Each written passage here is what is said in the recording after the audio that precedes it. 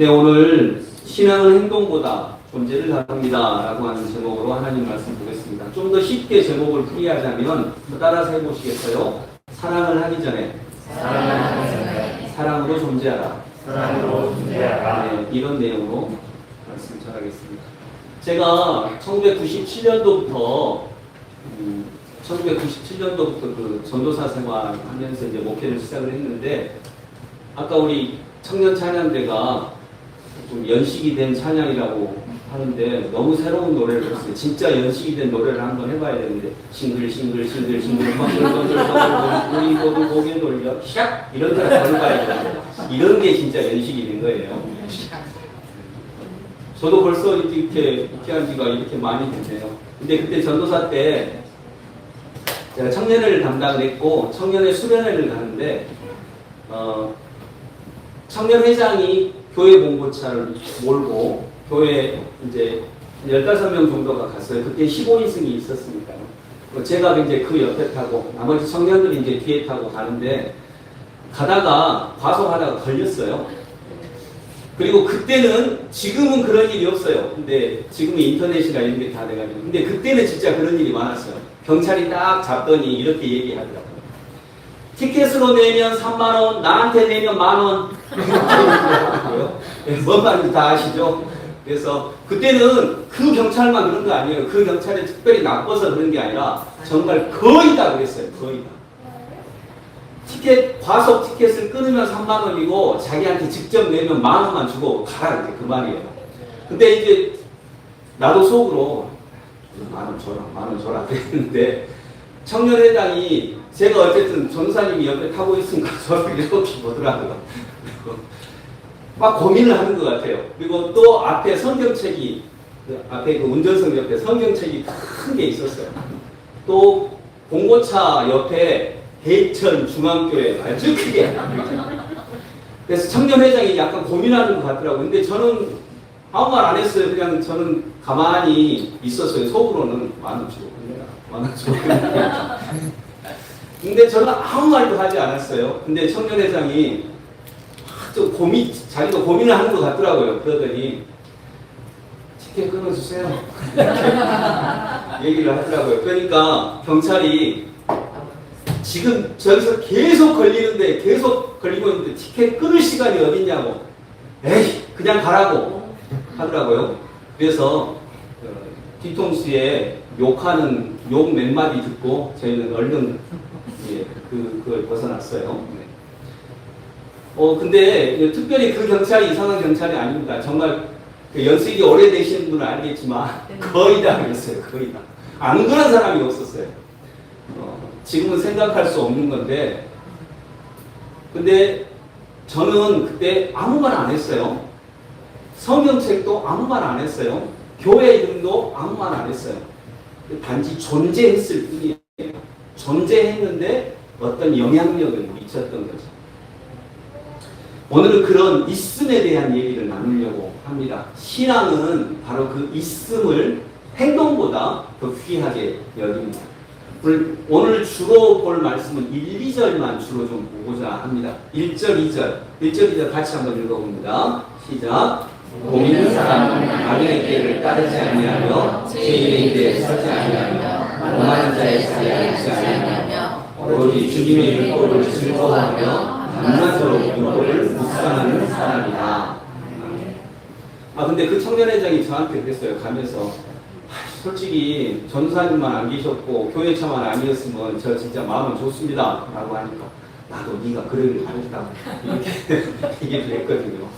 우리는 둘 다 그러길 바랬는데 결과는 그렇게 되지 않았어요. 물론 이제 최종적으로는 뭐 어떻게 더 좋게 됐다고 했지만, 여러분 오늘 본문 말씀에 보면 복 있는 사람은 악인의 길을 따르지 않고 죄인의 길에 서지 않고 오만한 자리에 앉지 않고 주님의 율법을 즐거워하고 밤낮으로 율법을 묵상하는 사람이다. 악인의 길을 안 따르고 죄인의 길에서 안 서고 오만한 자리에 앉지 않고, 그러면 복 있는 사람이 되는 거죠. 좀 대답을 해보세요. 네. 주님의 율법을 즐거워하고 밤낮으로 율법을 묵상하는 사람.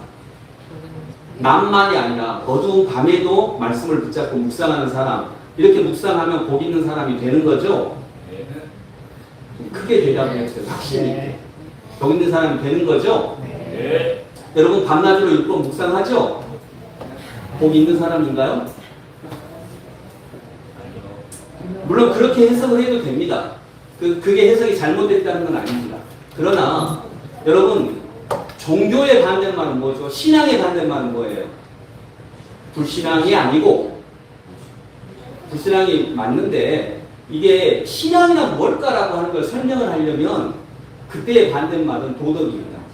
도덕하고 비교를 하면 신앙이 무엇인지가 정말 잘 드러납니다. 그래서 신앙의 반대말은 도덕이에요. 복 있는 사람이 되려면 악인의 꾀를 따르지 않고 죄인의 길에 서지 않고 오만한 사람들의 자리에 앉지 않아야 돼. 이러면 복 있는 사람이 돼. 이건 도덕입니다.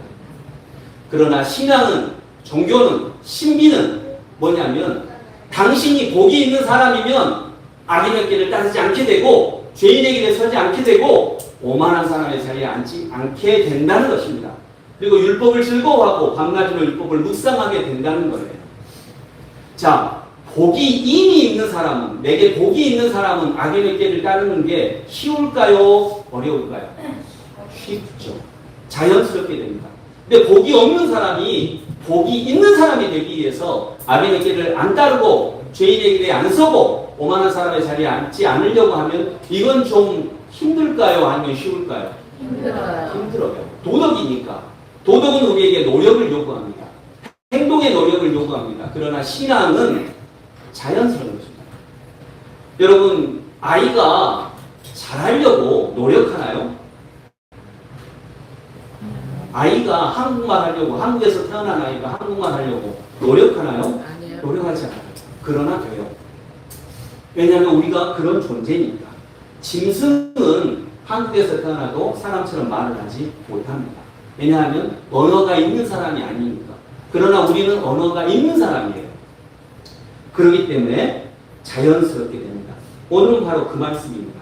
여러분, 복 있는 사람은 복을 가지고 있는 사람입니다. 복을 가지고 있는 사람. 가지고 있는 것은 주는 게 쉽나요? 어렵나요? 쉽죠. 안 가지고 있는 걸 주려면 쉬워요? 어려워요? 어려워요. 어려워요. 자, 예를 들어볼까요? 여러분, 사랑을 가지고 있나요? 여러분 안에는 사랑이 있나요? 여러분은 사랑이신가요? 사랑으로 존재하고 계신가요? 도덕은 사랑의 행위를 하라고 하지만 신앙은 사랑으로 존재하라고 그렇게 얘기합니다. 그렇게 알려주는 거죠. 깨닫게 해주는 거죠. 자, 여러분, 가지지 않은 것을 어떻게 나눌 수 있겠습니까? 저는 사랑을 가지고 있지 않는데 그 사랑을 나누려고 애쓰는 수없이 많은 사람들을 우리는 주변에 많이 봅니다. 애인, 여러분 연애해보셨죠? 자, 연애를 해보셨어요? 연애할 때 우리는 사랑을 가지고 있나요? 안 가지고 있나요? 가지고 있어요. 가지고 있나요? 자연스럽게 그냥 가지게 되나요? 자, 근데 제가 볼 때는 연애할 때도 사랑을 가지고 있지 않아요. 억지로 짜내서 주는 거예요. 내게 사랑이 없어요. 그런데 사랑이 없는데 억지로 중독됐기 때문에, 중독이에요. 중독됐기 때문에 짜서 주는 거예요.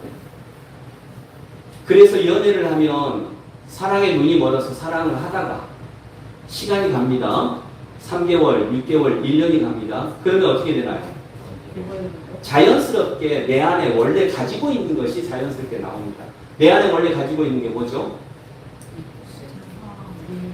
여러분, 우리가 원래 가지고 있는 것, 대부분이 가지고 있는 것, 분노, 미움, 짜증, 불행, 외로움.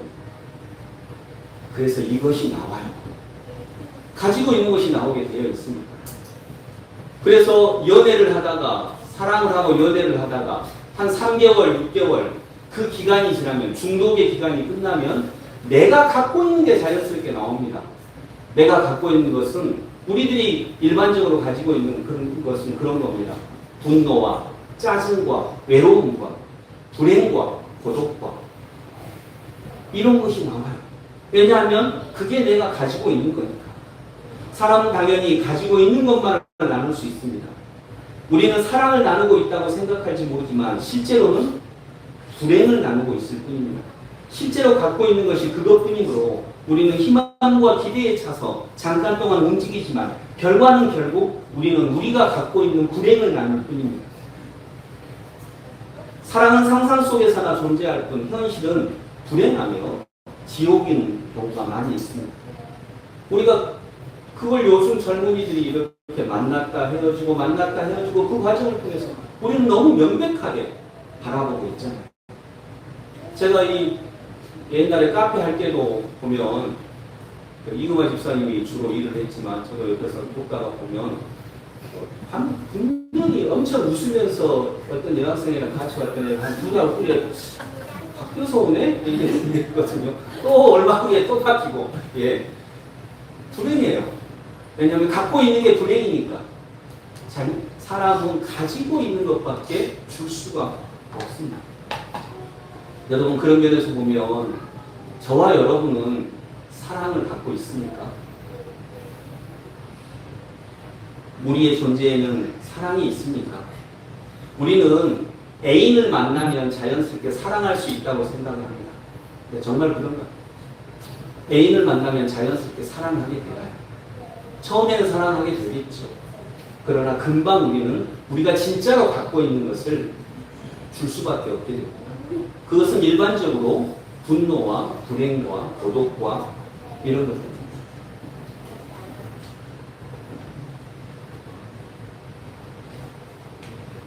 우리는 진짜 갖고 있는 것만을 나눕니다. 그래서 복이 있는 사람은 이 말씀입니다. 복이 있는 사람은 복이 있어요.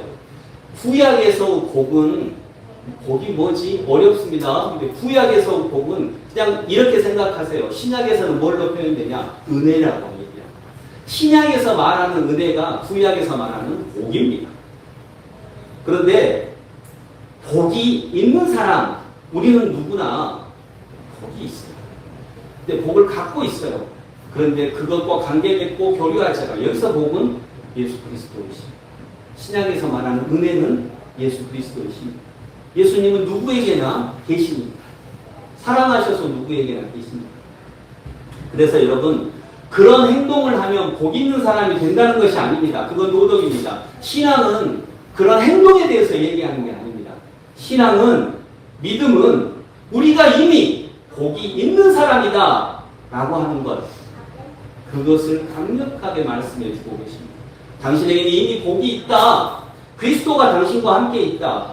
그리고 그걸 믿고 의지하게 되면 자연스럽게 그런 행동이 나온다는 것입니다. 복이 있는 사람은 악인의 길을 따르지 않고 주인의 길에 서지 않고 오만한 자의 자리에 앉지 않고 주님의 율법을 즐거워하고 율법이 이루어지는 것을 즐거워하는 게 아니라 율법 그 자체를 즐거워하고 밤낮으로 율법을 묵상하는 사람이다.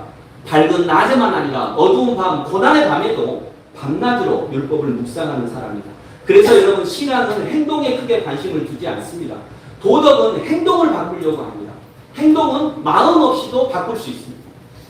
그러나 존재는, 신앙은 존재에 관심을 갖습니다. 당신이 사랑의 존재입니다. 이것 자체에 관심을 갖습니다. 이 존재라고 하면 조금 더 어려우니까 쉬운 말로 하면 당신은 지금 사랑이라고 하는 상태 속에 있는가? 이 말입니다. 한 사람이 그런 존재이면, 즉 사랑의 그 자체가 되면 자연스럽게 그렇게 된다는 것입니다. 여러분 한 사람 예를 들어보면요. 여러분 연애 다 해보셨죠? 연애 해봐서 막 너무 좋을 때 그 사람만 좋나요? 다 좋죠. 다 좋아. 살아가는 삶이 좋고 자연이 좋고 그냥 세상이 좋아요. 그게 사랑의 상태예요. 한 사람을 통해서 그 사랑의 상태가 열린 겁니다. 물론 그 한 사람은 자기가 생각하는 이상이었죠. 잠시 중독된 거죠. 아, 이 사람은 정말 이런 사람일 거야. 그런 사람 같아요. 근데 석 달만 지나면 금방 이 사람도 현실인 줄 알게 되거든요. 그러면 그때 우리는 없는 존재와도 사랑을 해야 됩니다. 당신이 이랬으면 좋겠어. 이렇게 돼야지. 당신이 이랬으면 좋겠어. 이것은 없는 존재를 바라는 거예요. 현실에 뿌리박은 명성이 아니라는 것입니다.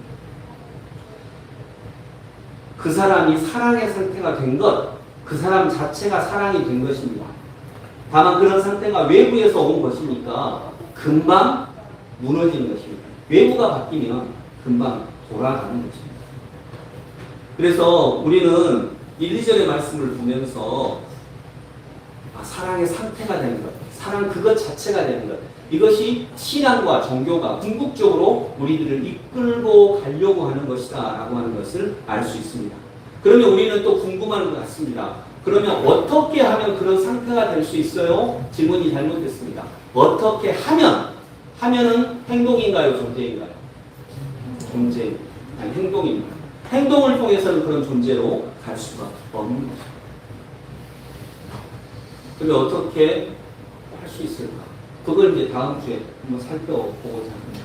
자, 여러분, 정말로 소유하고 있는 것은 절대로 빼앗길 수 없다는 사실을 주목하십시오. 빼앗길 수 없습니다, 그것은. 그건 줄 수만 있습니다. 우리가 원한다면, 그러나 누구도 그것을 빼앗아갈 수는 없습니다. 원한다면 주지만, 그걸 내가 갖고 있는 것을, 진짜로 갖고 있는 것은 빼앗아갈 수 없습니다. 사랑은 아무도 빼앗아갈 수 없습니다. 단지 사랑은 줄 수 있습니다. 자유롭게 줄 수 있을 뿐입니다. 가장 어려운 일들 가운데 하나는 가지고 있지도 않은 것을 나누려고 애쓰는 것인데 사람들이 그러한 일을 너무너무나 많이 하고 있습니다. 우리들은 자신들의 가슴 속에 아직 사랑이 자라나지 못했다는 사실을 알면서도 사랑하려고 애쓰고 있습니다. 그래서 우리 사랑의 끝은 고통과 외로움인 경우가 거의 대부분입니다. 우리는 혼자 있을 때 행복하지 못합니다. 혼자 있을 때 행복하지 못하다라고 하는 것은 우리가 사랑의 상태 속에 있지 못하다라고 합니다. 혼자 있을 때 행복하지 못하는데 어떻게 다른 사람과 행복할 수 있겠습니까? 다른 존재가 없다고 왜 사랑할 수 없겠습니까? 듣는 자가 없다고 왜 노래할 수 없겠습니까? 연인이 없다고 왜 사랑할 수 없겠습니까? 혼자 있어도 사랑을 연습할 수 있죠. 방에 홀로 앉아서 사랑으로 존재할 수 있습니다. 사랑을 하기 전에 사랑으로 존재할 수 있습니다. 사랑으로 빛날 수 있습니다. 내가 혼자 앉아있는 방 안 전체를 사랑의 에너지로 가득 채울 수 있습니다. 저는 그 경험을 지난주에 제가 예로 들었던 제가 이냐시오 영성수련 가서 어떻게 그 거룩함을 깨달았다 그랬죠. 거룩함을 깨달았던 행동이 뭐였죠? 제가 지난주에 잠이었어요. 저는 그 잠을 잘 때 정말 충만했거든요.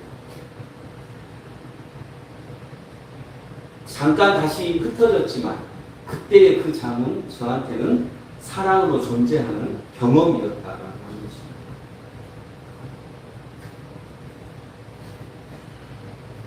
그래서 우리는요, 그리스도인들에게 세상이 원하는 것은 무엇일까? 그것은 우리가 복이 있는 사람, 은혜가 있는 사람, 은혜로 존재하는 사람, 그런 사람이 되는 것입니다. 그런 행동을 하는 게 아니라 그런 사람이 되는 거예요. 그런 사람이 되면 그냥 존재함 자체로 아까 그 글씨가 대천중앙교회 그 글씨가 아무런 행동을 하지 않았지만 엄청난 영향을 미친 것처럼 존재함 그 자체로 큰 영향을 미치게 되는 것입니다. 그것이 신앙의 신비이고 신앙의 세계인 것입니다. 그래서 신앙은 행동보다 존재에 더 관심을 갖습니다.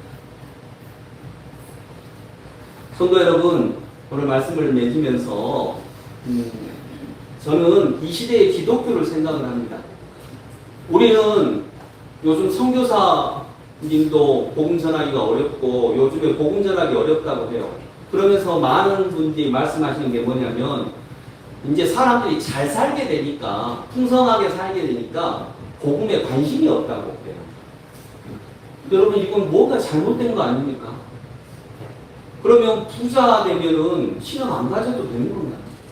오히려 잘 살게 됐을 때 그때부터 정말 영적인 관심, 그건 이때부터는 마음의 문제니까요. 정말 신앙이 필요하지 않겠습니까? 지금이야말로 정말 신앙이 필요한 영역이 아니겠습니까? 여러분, 인류는 지금까지 뭘 물었냐면 어떻게 해야 풍성하게 살아요? 어떻게 해야 잘 먹고 잘 살아요? 요걸 물었어요. 근데 1990년대 이후로 인류가 처음으로 묻는 질문이 뭐냐면 어떻게 관계 맺을 수 있어요? 요걸 묻는 거예요. 어떻게 하면 잘 관계 맺을 수 있어요? 사랑의 관계를 잘 맺을 수 있어요? 이것이 심리학이고 대화법이고 뭐 이런 것들이에요. 이걸 인류가 묻는 시대가 됐어요. 그것은 마음이고 영혼이에요. 근데 어떻게 종교가 영향력을 발휘하지 못해요. 오히려 더 큰 종교의 시대가 된 것이죠.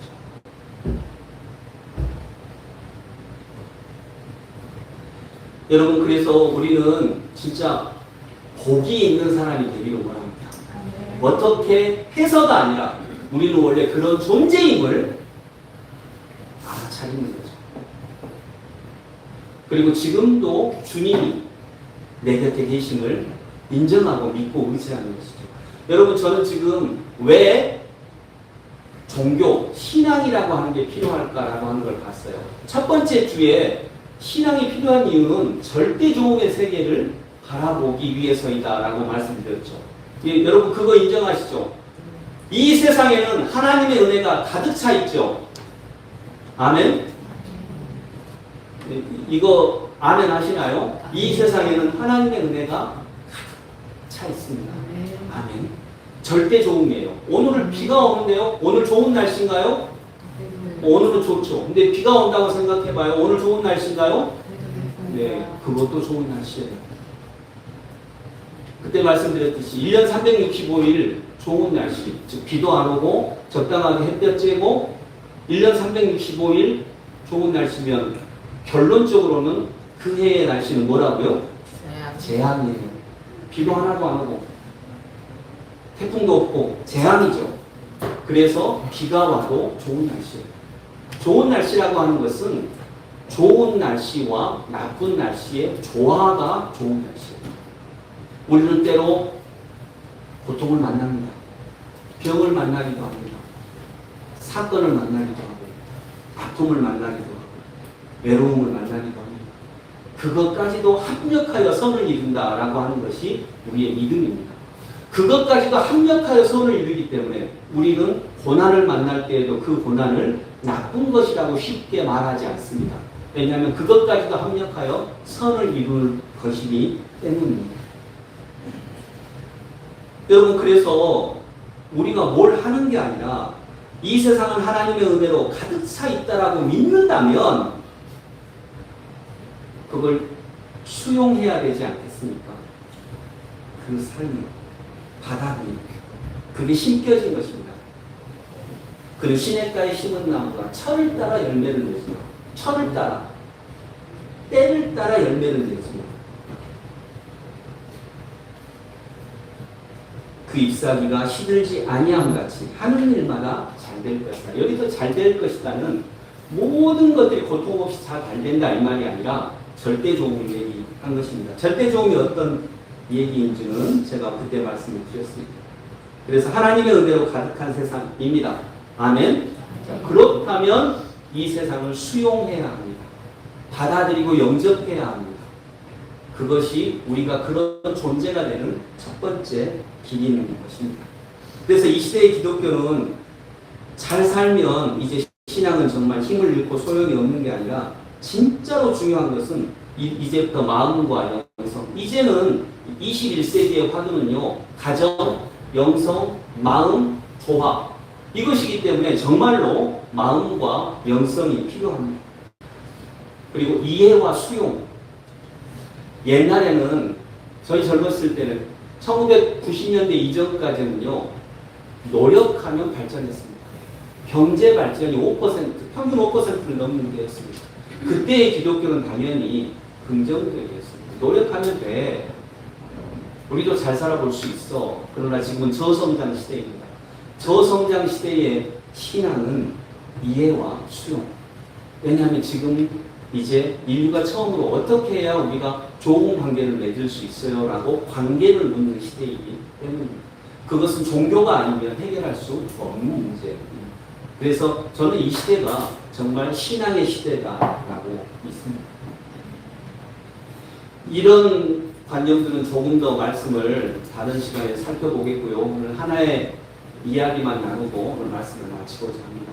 존재, 기독교인은 신앙을 가진 사람은 행동보다 그 존재가 중요하다라고 하는 이해로 한 어머니가 있었어요. 그 어머니 아들이 하나 있었는데 아들이 이제 대학교를 가고 멀리서 대학교를 다니면서 자취 생활을 한다고 했답니다. 그래서 이제 엄마가 자취방에 몰래가 아니라 얘기를 하지 않고 이제 자식 자취방이 궁금할 거 아닙니까? 어떻게 얘기하지 않고 가보게 됐어요. 주소 가지고 가보고 문을 딱 여니까 아들은 없고 아들 방 한쪽에 아가씨 사진이 엄청 많은 거예요. 막 수영복 입은 아가씨 사진, 뭐 야한 사진 이렇게 거의 벽에 한가득 이렇게 다 있는 것입니다. 엄마가 화가 머리끝까지 났습니다. 교회를 다니는 분이었고 머리끝까지 나서 아니 이놈의 자식이 뭐 공부하라고 이렇게 엄마 아빠 수고해서 보내줬더니 세상에 벽 하나를 그냥 수영복 입은 아가씨 사진으로 다 보냈어요. 이게 지금 그래서 엄마가 막 화가 머리끝까지 나고 이걸 어떻게 해? 확 찢어버려 그냥 전부 다 찢고 자신도 오면 그냥 한번 혼을 크게 낼까 이렇게 막 수없이 많은 생각들이 오게 된 거죠. 근데 여러분 그런다고 자식 바뀌나요? 많이 해보셨잖아요. 네. 근데 그 엄마가 뭐 기도했겠죠. 그리고 존재함을 택합니다. 존재함을 택한다는 말이 뭐냐면 그 수영복 입은 아가씨들 그 사진 왜 사진을 붙였을까? 사진이 여러분 사진이라고 하는 게 생활 영성이라는 의미에서 굉장한 어떤 의미가 있습니다. 이 사진이라고 하는 게 제가 그건 얼마 전에 말씀을 한번 드렸는데 기억나시면 되새기시고 아니면 또 뭐 다른 기회가 있을 겁니다. 아가씨 사진을 왜 붙여놓을까? 그 아가씨들 같은 경우에는 이 근육이 있는 남자들의 사진을 왜 붙여놓을까? 근데 이제 그 사진이 이게 여러 장 붙어 있는데 그 사이에 요만한 틈이 있는 거예요. 아무것도 안 붙여져 있는 그 빈 공간이 요만한 게 있었어요. 그래서 그 엄마가 거기다가 자기가 갖고 있던 요만한 예수님 사진을 그냥 붙여놓은 그리고 거기다가 그냥 붙여놓기만 하고 그냥 왔다고 해요. 그 예수님 사진을 요만한 틈이 있는 아가씨 사진이 거의 유일하게 없는 그 틈에다가 예수님 사진 한 장만 딱 붙여놓고 왔어요. 그리고 몇 달 후에 가보니까 예수님 사진만 붙여있고 나머지 사진이 다 없어졌어요. 그리고 아들이 얘기한 것입니다. 엄마가 왔다 간 걸 알았는데 여러분 엄마가 아무 말도 안 했어요. 어떤 행동도 하지 않았어요. 찢어버린 것도 아니에요. 다만 예수님 사진이 거기 조그만 예수님 사진이 붙어 있으니까 도저히 두 개를 동시에 못 붙이겠는데 둘 중에 하나는 떼야 되겠는데 그 사진 속에는 엄마의 존재가 있고 엄마의 마음이 있고 엄마의 기도가 있고 물론 예수님도 계시지만 직접적으로는 엄마의 마음이 있고 엄마의 기도가 있고 또 엄마가 나한테 아무 말도 하지 않으면서 그 붙여졌던 그 엄마의 눈물이 있고 그래서 차마 엄마가 붙여놓은 예수님 사진을 떼면 자기가 너무 못된 놈이 될 것 같더라는 거예요. 그래서 두 개는 나는 둘 다 붙여놓고 싶은데 둘 다 붙일 수는 없겠고 그래서 이걸 뗀 거죠. 그 사진은 아무 말도 하지 않았어요. 그 사진은 그 예수님 그 조그만 증명사진 정도의 예수님 사진은 그걸 다른 사진을 막 그 예수님 사진이 막 말을 놀랍게 기적이 일어나서 말을 하면서 다 띄어져라 이런 것도 아니고 존재했어요. 존재했을 뿐이에요. 근데 그 분위기가 있고 그 영향력이 있어요. 저는 우리 그리스도인들이 그런 존재라고 했습니다. 그건 도덕보다 훨씬 높은 가르침입니다. 종교라고 할 때 이 종자는 마루 종자를 얘기하는 것이고 마루는 산마루라고 하는 것처럼 가장 높은 것을 말합니다. 종교는, 신앙은 가장 높은 가르침입니다. 도덕보다 훨씬 높은 가르침입니다. 여러분, 그래서 우리는 정말 신앙이 필요한 시대에 살아가고 있습니다. 이제 관계를 묻는 시대거든요. 그리고 우리는 고백합니다. 이 세상은 하나님의 은혜로 가득 차 있습니다. 이걸 믿는다면 하나님의 은혜로 가득 차 있기 때문에 우리는 받아들이고 인정하고 수용하면서부터 그것이 존재하는 양식입니다. 즉 이해하는 것입니다. 그 엄마가 우리 아들이 나름대로 얼마나 외로울까, 공부하면서 많이 힘들 텐데 엄마 아빠 떠나서 얼마나 외로울까, 그것이 이렇게 왜곡된 형식으로 나타났지만 얼마나 힘이 들고 외롭고 그랬을까, 힘든 일이 많았을까. 그렇게 하면서 붙여놓은 그 존재했던 예수님의 작은 사진, 그것이 존재의 능력입니다. 저는 우리 그리스도인들이 그런 능력으로, 그런 존재의 능력으로 존재한다고 믿습니다. 그것이 복이 있는 사람입니다. 자, 여러분들은 복이 있는 사람입니다. 왜냐하면 그 복은 예수님입니다. 예수님은 여러분 곁에 계십니다. 여러분 마음속에 계십니다. 여러분은 복이 있는 사람입니다. 그런데 우리는 있는 복을 맡고 없는 것들을 자꾸 찾아가려고 합니다. 그래서 없는 것을 나누려고 합니다. 사랑을 나누려고 합니다. 그런데 결국 있는 것만을 나누게 됩니다. 결국에는 고통과 불행과 외로움, 이걸 우리는 너무나 많이 보고 있습니다.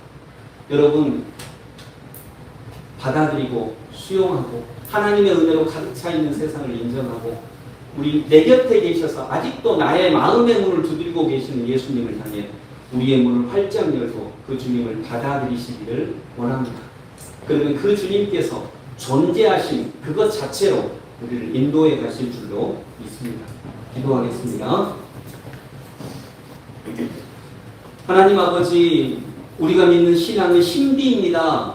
신비는 도덕이 아닙니다. 도덕은 행동을 바꾸라고 합니다. 이렇게 행동해라고 합니다. 행동을 바꿀 때 마음이 바뀌지 않았기 때문에 한두 번은 할 수 있습니다. 그러나 다시 돌아갑니다. 신앙은 행동을 바꾸기보다 존재를 바꾸라고 합니다. 사랑을 하기 전에 사랑으로 존재하라고 합니다. 그리고 이미 우리 곁에 큰 사랑으로 존재하시는 예수 그리스도, 그분을 받아들일 때 우리 안에 사랑이 생기게 됩니다. 은혜가 생기게 됩니다. 그렇게 생기게 된 그 은혜와 사랑을 나누는 것, 이것이 우리 삶의 형태인 줄로 믿사옵니다.